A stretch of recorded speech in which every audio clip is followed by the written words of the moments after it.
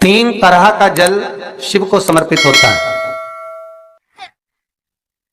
और वो तीनों तरह के जल का अलग अलग भाव है महाराज।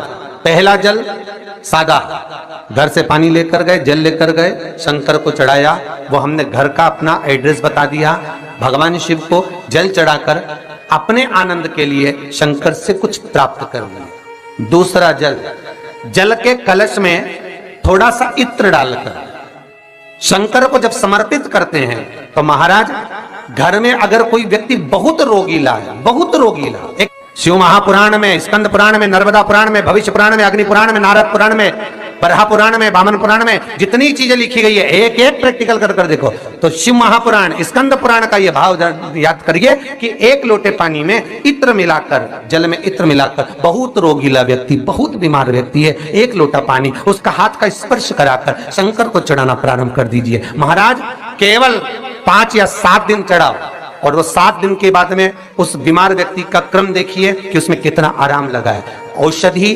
दवाई काम करना प्रारंभ करी कि ना करी। केवल इत्र समर्पित, इत्र का जल।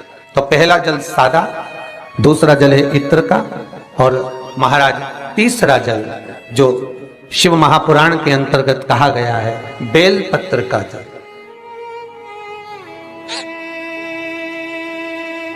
तीसरा जो जल है वो बेलपत्र का जल। बेलपत्र का जल कैसा? तो महाराज शिव महापुराण की कथा कहती है कि जल के पात्र में एक बेलपत्र अंदर डालकर उस जल के पात्र को ले जाकर शिव को समर्पित करना, अर्थात अपनी मन की कामना भगवान शंकर से कह देना, केवल बेलपत्र के माध्यम, बोलना नहीं है हमको, कुछ हमें कुछ कहना नहीं है।